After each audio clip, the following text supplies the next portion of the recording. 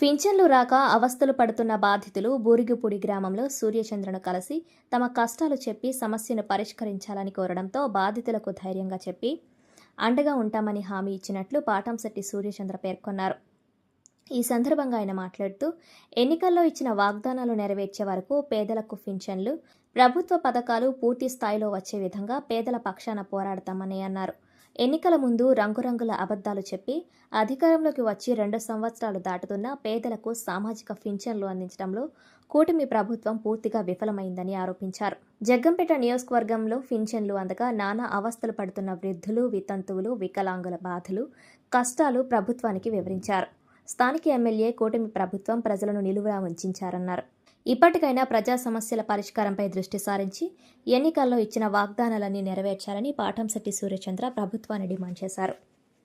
గౌరవ ముఖ్యమంత్రి గారు శ్రీ నారా చంద్రబాబు నాయుడు గారు, మంత్రివర్గం, ఎమ్మెల్యేలు ప్రమాణ స్వీకారం చేసి మొన్న జరిగిన 12వ తేదీకి 2 సంవత్సరాలు పూర్తయిన సందర్భంగా రాష్ట్ర వ్యాప్తంగా మరి కూటమి నాయకులందరూ ముఖ్యమంత్రి గారి దగ్గర నుంచి గ్రామ స్థాయి నాయకుడి వరకు ఆనందోత్సవాల్లో మునిగి తేలుతున్న పరిస్థితుల్లో ఈ రోజు మా ఇంటికి వచ్చి వారి కష్టాలు కన్నీటితో చెప్పుకుంటున్నటువంటి అవ్వతాతల యొక్క సమస్యలు ఒక్కసారి మీకు గుర్తు చేస్తా ఉన్నాం. గ్రంథి రాఘవ కదమ్మా, గ్రంథి రాఘవ, ఈమె పేరు తలారి చక్రమ్మ.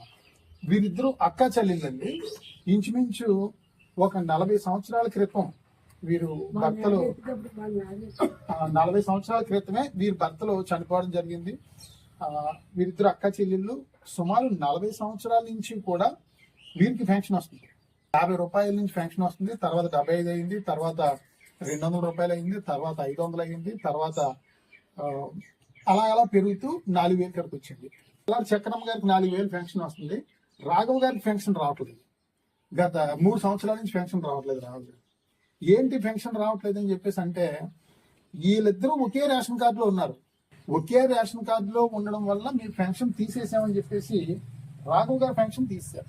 ఎన్నికల్లో సైకిల్ గుర్తుకు ఓటేయండి, తప్పనిసరిగా మీకు పెన్షన్ వచ్చేలాగా మేం చేస్తాం అని వీరు ఆధార్ కార్డులు ఇవన్నీ కూడా ఈ నాయకులు, ఈ టీడీపీ కార్యకర్తలు తీసుకొచ్చిన సెల్ నెంబర్లో వీరి ఆధార్ కార్డులు ఎక్కించి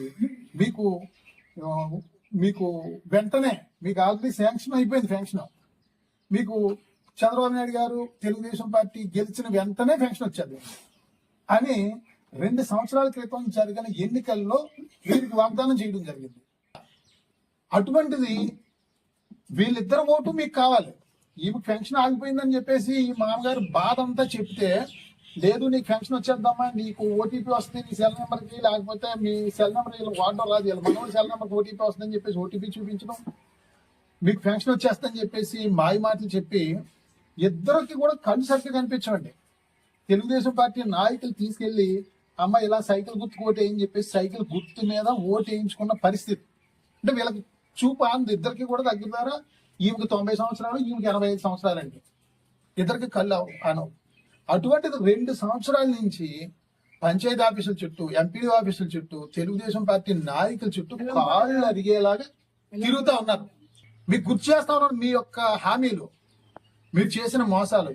ఒక పెన్షన్ ఇస్తున్నారు, ఒక పెన్షన్కి ఇద్దరు ఎలా సరిపోద్ది? 4000కి ఇద్దరికి మందులు, బీపీ షుగర్లు, మందులు, కాలు నొప్పులు, అదే రకంగా ఓ పూట తిని ఓ పూట తిన్న పరిస్థితి.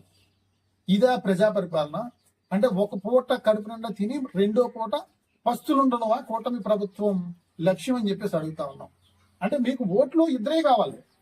అంటే పెన్షన్తో పథకాలు తప్పనిసరిగా వచ్చే విధంగా పోరాటం చేస్తామని చెప్పి తెలియజేస్తూ, ఇప్పటికైనా సరే ఇటువంటి వాళ్ళు ఎంతమంది ఉన్నారు జగ్గంపేట నియోజకవర్గంలో అవ్వచ్చు, రాష్ట్ర వ్యాప్తంగా అవ్వచ్చు, పెన్షన్ లేని వాళ్ళు, స్పౌస్ పెన్షన్లు ఎంతమంది ఉన్నారు, వికలాంగ్ పెన్షన్లు ఎంతమందికి రావాలి, అదే రకంగా భర్త చనిపోయిన వాళ్ళు, వయసులో ఉండి భర్త చనిపోయి అసలు పిల్లల్ని ఏ రకంగా పెంచుకోవాలో దారి లేక ఒక పూట తిని ఒక పూట తినకుండా ఉన్న అక్క చెల్లెమ్మలు ఎంతో మంది బాధపడతా ఉన్నారు.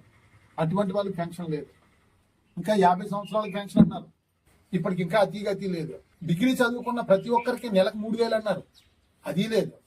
అదే రకంగా నెలకు 1500 అన్నారు మహిళా తల్లికి, అక్క చెల్లెమ్మలందరికీ, అది లేదు.